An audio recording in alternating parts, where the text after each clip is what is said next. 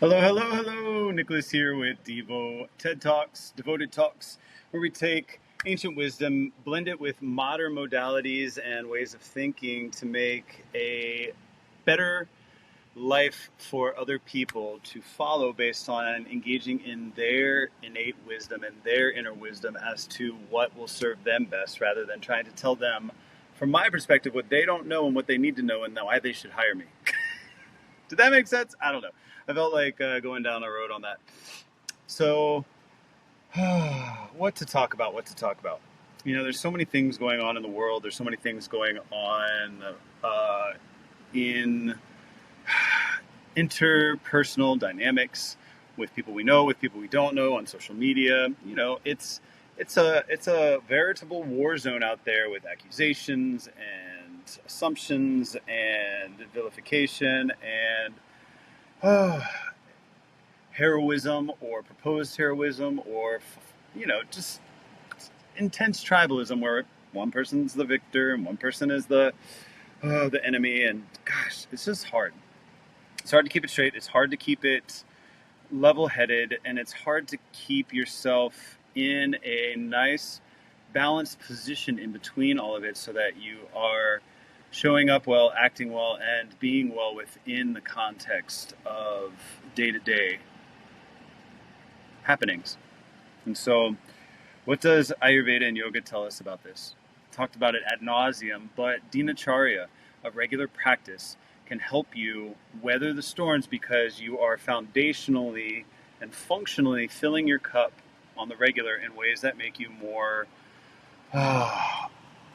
fortified, but also more habituated and or conditioned to be able to handle challenging situations. Right, part of my self-care is putting me into hot situations in that yoga room and working myself that when I get into other situations like walking out in the middle of the summer or exercising or whatever, it's not as bad. I have become conditioned through that. See, one of the most challenging things about the world today is that there's an onslaught of things, but we're not really able to condition ourselves to it outside of tuning it out, right? Because there isn't really a space or a place in many regards to work through it, which is what Ayurveda and yoga would suggest of us. Not just taking things at face value and not just accepting things exactly as they are without necessarily trying to change them, right? There's a lot that could be said just with regards to that.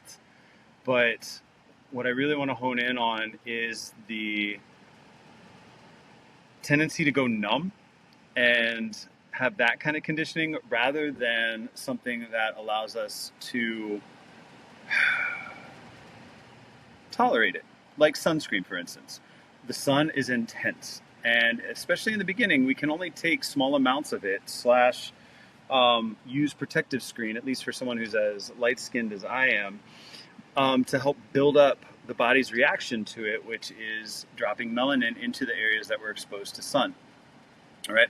Some people have more melanin and have more ability to go out without protection initially and be fine, right? But even the darkest of skin can still get sunburned, right? It's not a preclusion just having melanin, right? There is too much in anything.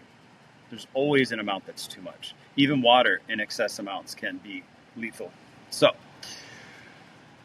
with the stuff going on in the world today, right? You know, a lot of times they say just ignore that person or just don't say anything. Don't lose your peace over it. And in some ways, I keep my peace by being able to express myself and work through the emotions that I'm feeling about a topic in the moment by having either a conversation or communicating what my feelings are.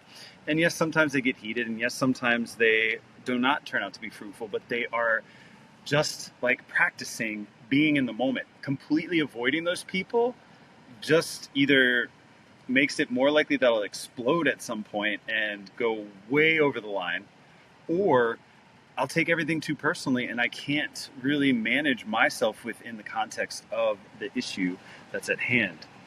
And so what does that mean for us? It means that I'm not saying go out and argue with everybody online, but I'm also saying that it's not necessarily yogic or Ayurvedic to completely avoid it, ignore people, or block them.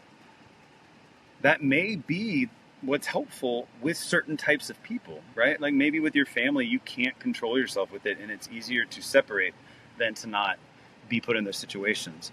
But what about people you want to have a conversation with, right? Because a lot of people will tell you what they think about a situation because of how they would react in that situation. So somebody telling you, don't get into that back and forth and argument because you're just doing this, this, this, and this. They can only interpret it from the level that they understand themselves. And so if they're losing their peace over it, sometimes I say my piece and you know what I feel? I feel good.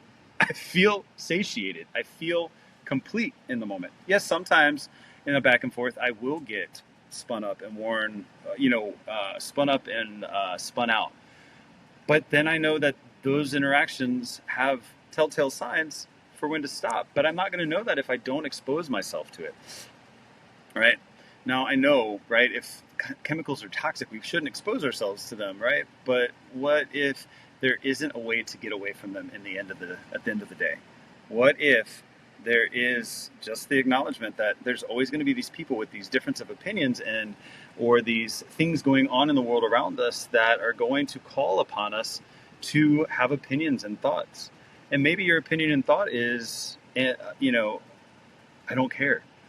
But being able to be conditioned enough to go into the I don't care space and let it go very quickly and very easily, rather than a dismissive, rather than a attacking, or rather than a way that hurts you, right? Because it's not about what you do. It's about, is it harming you, right? Sometimes pushing back with negativity may be the right solution for that circumstance.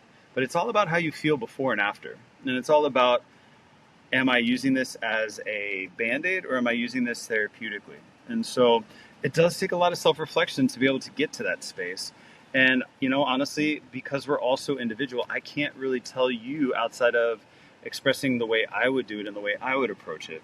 There isn't a specific way that yoga and Ayurveda would say that, because when this stuff came into the world, while it is still 1000% relevant, there aren't specific examples to social media.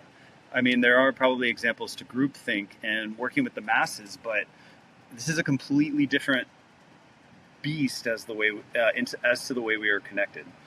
And so I would, be hesitant to take all of those teachings and apply it, ham-handedly over the world today or your experiences. So what should you take away from this? There's a lot of things going on, and your well-being is tantamount to a good life for you and those around you and those you care about most. And so maybe responding to people is the right answer. Maybe disagreeing and arguing with people, debating people is what I would really call that, is the right answer. Or maybe being quiet is the right answer, right? If it enrages you to the point of tears, whether sad or mad, then maybe that's not the right place to go, right? But you have to be the one to decide that. And how do you decide that? You get clear, you meditate, you have a regular practice so you know the different fluctuations within you seasonally, daily, weekly, monthly, and know within those confines and those frameworks that what will be best for you in that moment may shift and change, but it will be apparent to you because you are familiar enough with you to make that delineation. That was a mouthful, but that was very potent information. You should think about those things that I just said. All right, my friends, be well, be free. Truly. Take what I said here and see if you can apply it into a way of being well and being more free. Till next time, this is Nicholas with DIVO TED Talks.